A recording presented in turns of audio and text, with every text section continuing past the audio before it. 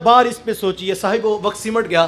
ہم نے محبوب علیہ السلام کی آمد کی خوشی میں ہم نے کمکمے بھی روشن کیے، ہم نے چراغا بھی کر لیا، ہم نے گلیوں میں جھنڈیاں اور چھتوں پہ جھنڈے بھی نصب کر دیے، ہم نے مٹھائیاں بھی بانٹی، ہم نے دیگیں بھی پکا لیں. یہ سب کچھ باعث برکت ہے، میں ان کی نفی نہیں کرتا. وہ تو نادان ہے جو بیچارہ اس عنوان پر بھی الجھ پڑا، اور نہ جانے کون کون سا فتویٰ ہے جو امت پہ لگا دیا گیا. میں تو سادہ سی بات یہ کہتا ہوں کہ حضور والا مجھے یہ بتائیے کہ اگر محبوب علیہ السلام کی آمد کی بھی خوشی نہیں منانی تو حضور والا پھر خوشی شے کس چیز کا نام ہے؟ پھر خوشی کہتے کسے ہیں یار؟ کائنات کی سب سے بڑی خوشی تو یہ ہے کہ اللہ نے اپنا محبوب ہمیں عطا کر دیا. یار محبوب تو کوئی کسی کو دیکھنے کے لیے نہیں دیتا، کتنا احسان ہوا کہ محبوب ہی عطا کر دیا. میرے شیخ اسی لیے پڑھا کرتے اپنا انداز زمانے سے جدا رکھتے ہیں، اپنا معیار زمانے سے جدا رکھتے ہیں، ہم تو محبوب بھی محبوب خدا رکھتے ہیں. یہ میرا اور آپ کا اعزاز ہے، اس پہ الجھنے کی ضرورت نہیں، یہ تو محبتوں کا عنوان ہے. لیکن میں اتنا ضرور کہتا ہوں، یہ کمکمے، یہ روشنیاں، یہ چراغاں، یہ مٹھائیاں، یہ دیگیں، یہ پھول، یہ کلیاں، یہ سب کچھ باعث برکت ہے. لیکن بیٹا یاد رکھنا، یہ سب کچھ باعث برکت ضرور ہے، لیکن یہ آغاز سفر ہے، منزل نہیں ہے. یہ آغاز سفر، یہاں سے تو بات شروع ہوتی ہے کہ محبوب علیہ السلام تشریف لے کر، یہ آغاز سفر ہے، یہ منزل نہیں. منزل میرے حضور کی سیرت ہے، منزل میرے محبوب کا پیغام ہے. اس بات پر کوئی دوسری رائے نہیں. میں تو یہ کہتا ہوں پتہ نہیں ہم اس بات پہ کیوں الجھ پڑے ہیں. یہ بھی ہم آئے تو ہمارے دوست علماء جو ہے وہ روڈ پہ کھڑے ہو کے ہمارا استقبال کر رہے تھے، تو میرا نہیں خیال کہ انہوں نے پہلے کسی سے فتویٰ لیا ہوگا کہ عبداللہ بھائی آ رہے ہیں تو ہم شام کو روڈ پہ ان کا استقبال کرنا چاہتے ہیں، تو کیا ہم کسی سے فتویٰ پہلے لے لیں. میرا نہیں خیال انہوں نے کسی دارالعلوم سے یا کسی جامعہ سے فتویٰ لیا ہو. اگر انہوں نے فتویٰ لیا نہیں تو مجھے یقین ہے کہ ان پر فتویٰ لگے گا بھی نہیں. کیوں؟ اس لیے کہ ہر کسی کو پتہ ہے کہ جب کوئی شخص آتا ہے لوگ آنے والے کا استقبال کیا کرتے ہیں. یہ ہمارے یہاں شادی بیاہ کی تقاریب ہوتی ہیں، چھوٹے چھوٹے بچے پھول پلیٹوں میں لے کر یوں پھینکتے ہیں، تو پہلے کبھی نے کسی نے جا کر جامعہ سے فتویٰ نہیں لیا، اور نہ ہی کبھی کسی دارالعلوم سے فتویٰ لگا ہے. کیوں؟ سب کو پتہ ہے آنے والوں کا استقبال کیا کرتے ہیں. مسلک تو مسلک رہ گیا حضور والا، اس عنوان پر کسی مذہب کا اختلاف نہیں. یہودیت، عیسائیت، سکھ ازم، ہندوازم آپ اٹھا کے دیکھ لیں، ہر مذہب کے ماننے والے اس بات پر متفق ہیں کہ آنے والے کا استقبال کرنا چاہیے.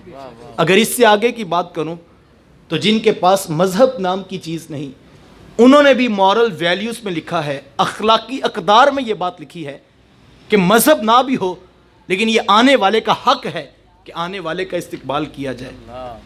پوری انسانیت اس بات پہ قائل ہے کہ انسانوں کی بستی ہو صحیح، انسان رہتے ہوں صحیح، تو انسانوں کا حق ہے کہ آنے والوں کا استقبال کیا جائے.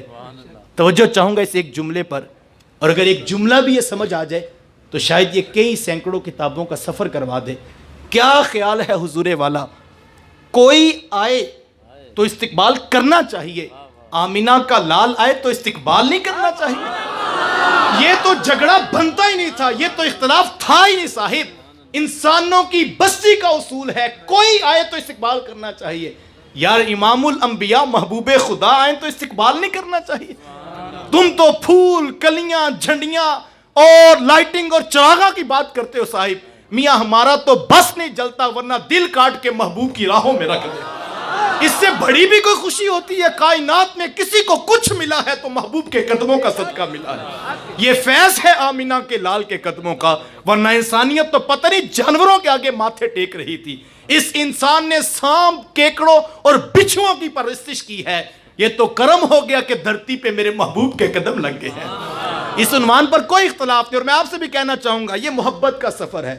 یہ ہمارے دوستوں نے آ کر ہمارا روڈ پہ استقبال کیا تو ہم نے ان کو پہلے کوئی دلائل کا لیٹر نہیں لکھا تھا، نہ ہم نے فون کر کے کہا تھا کہ آپ روڈ پر آ کر استقبال کیجئے. لیکن انہوں نے پھر بھی استقبال کیوں کیا یہ تو مجھے جانتے بھی نہیں، میں تو پہلی مرتبہ ان کو دیکھ رہا ہوں. لیکن انہوں نے استقبال کیوں کیا اس کی صرف ایک وجہ تھی. ان کے پاس دلائل نہیں تھے، ان کے پاس حوالے نہیں تھے کتابوں کے، لیکن ان کے پاس ایک چیز ضرور تھی، اور وہ کیا تھی؟ کہ جب سینوں میں پیار ہونا جی کرتا ہے آنے والے کا استقبال کیا۔ ہماری تو اوقات ہی کوئی نہیں صاحب، جس دن ان کے سینے میں بھی پیار حضور کا جاگ پڑا، ان کا بھی جی کرے گا کہ کلیاں بھی لگائیں، پھول بھی رکھیں گے، مٹھائیاں بھی بانٹیں گے، دیگے بھی بانٹیں گے، محمد عربی پہ درود بھی پڑھیں گے، سر سجدے رکھ کے رب کے تشکر کے کلمے بھی پڑھیں گے۔ یہ محبت کا سفر ہے، یہ جھگڑوں کا سفر نہیں۔ ہمیں یہ ضرور ہے، یہ کلیاں، یہ پھول، یہ روشنیاں، یہ چراغاں، یہ مٹھائیاں، یہ دیگیں، بیٹا یہ باعث سے برکت ضرور ہے، لیکن منزل نہیں۔ وہ بڑا نادان ہوگا جو اس کو منزل سمجھ بیٹھے۔ یہ آغاز سفر ہے، منزل میرے حضور کی سیرت ہے، منزل میرے حضور کا پیغام ہے، منزل میرے حضور علیہ السلام کی ذات ہے۔ کتنا اچھا ہو کہ کوئی نوجوان جب یہاں سے اٹھ کر جائے تو بوڑھے باپ کے پاؤں پکڑ کر ہاتھ جوڑ کر معافی مانگ لے، بوڑھے باپ کو راضی کر لے تو باپ یہی کہے گا نا بیٹا میں بھی تم سے راضی ہو گیا ہوں، لیکن یہ تو بتاؤ یہ رات 12 بجے کہاں سے اتنی اچھی باتیں مل گئیں؟ تو کہ بابا آپ کو نہیں پتا، ابھی تو ان کا میلاد سن کر آیا ہوں جنہوں نے فرمایا تھا باپ راضی ہے تو عرش کا رحمان بھی راضی ہے۔ اسی وقت ارادہ کیا تھا آج کے بعد باپ کے سامنے اف کا کلمہ بھی نہیں کہوں گا، ہاں کوئی جا کے بوڑھی ماں کے پاؤں پکڑ کے راضی کر لے، ماں ہنس کے یہی کہے گی نا پتر میں تو پہلے راضی ہوں، بھلا میں نے تیرے سے کیوں ناراض ہونا ہے؟ لیکن بیٹا یہ بھی تو بتاؤ یہ سوچ ملی کہاں سے؟ وہ کہ ہمیں ابھی تو ان کا میلاد سن کر آیا ہوں جنہوں نے فرمایا تھا کہ جنت بھی ماں کے قدموں کے نیچے ملے گی۔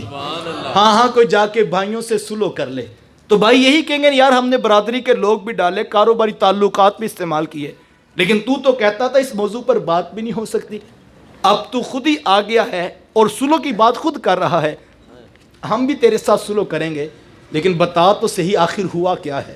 وہ کہ تمہیں نہیں پتا، بس رات ان کا میلاد سنا ہے جنہوں نے فرمایا تھا جو سلو میں پہل کرے گا وہ جنت میں بھی پہلے چلا جائے گا۔ اسی وقت ارادہ کیا تھا محبوب کے نام کی سلو کروں گا اور محبوب کی پیغام کی۔ کتنا اچھا ہو جائے یار کوئی نوجوان صبح فجر کی نماز میں